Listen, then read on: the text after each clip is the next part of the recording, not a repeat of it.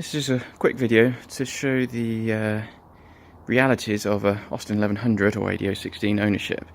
So if we look down the sill of my 1100, apologies for the quality of the video, I'm doing it in the dark and it's -2 outside. Yeah, I'm a bit mental.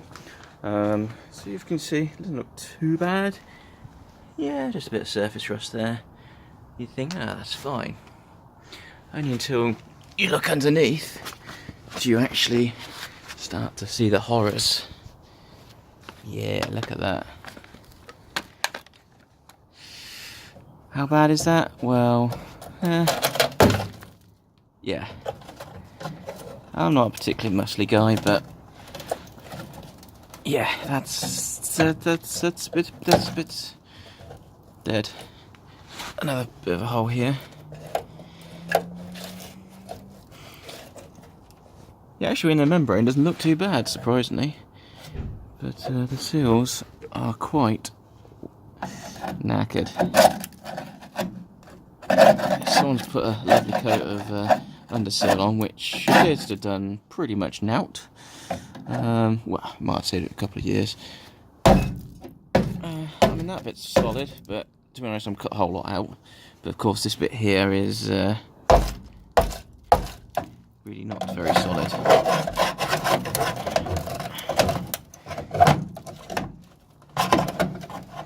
I don't think you should be able to pull a car apart with a old screwdriver. Well, that bit's holding, just. But yeah, there you go. Completely buggered. I mean, if you look on top, you wouldn't think it was that bad.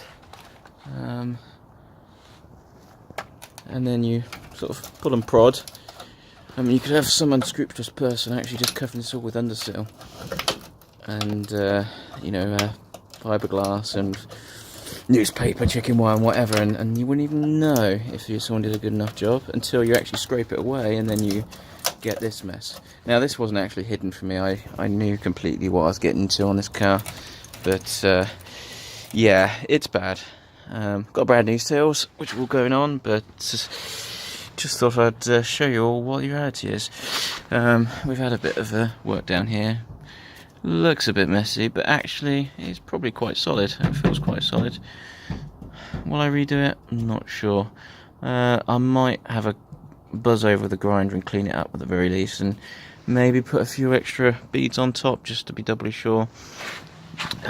This back end, if I grab my torch, it's definitely going to need some work. As you can see, that mount is that bolt there at the top is, can't focus. That bolt in the middle is the subframe mounts, which doesn't actually appeared to be held on by any metal. Another peculiar thing on this car that someone's done is they've got a bit of rebar or steel and used that as a profile for the arches. You can just about see it in that picture here. Now, these are not great either, better than the other side, but they're still a bit crunchy. What you can hear there is actually the metal bar pinging back and forth. So I don't know. Again, as usual with this car, every time I look, it seems to be a bit more work elsewhere. There's a hole down here that will need fixing. That's the looking straight up to the light, back to the light over here. But my main focus right now will be cutting these seals out. I'll probably cut along here. It looks like someone's actually done 2 lots of seals on this.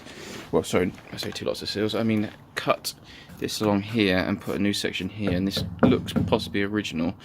And you can kind of see by the wells on top, someone's been at this before.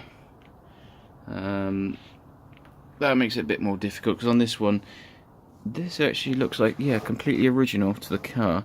But this one here, I'll probably cut down there or along the front. This one, I don't know if I like that too much. Probably run back the grinder and see how I get on there. Ideally I'd cut along there too, but I may have to cut along on this bit. But yeah, so as you can see, if you're going to own an Austin 1100, you got to learn to weld or be a good welder. If you're not, you soon will be. I reckon even if you're getting a mint one, you could end up having it look like this in 10 years worth of outdoors, or not even that, probably only 5 years. So yeah, apparently great cars when they're running, and lovely to drive with all the hydroelastic suspension, but utter rot buckets. That's it for now.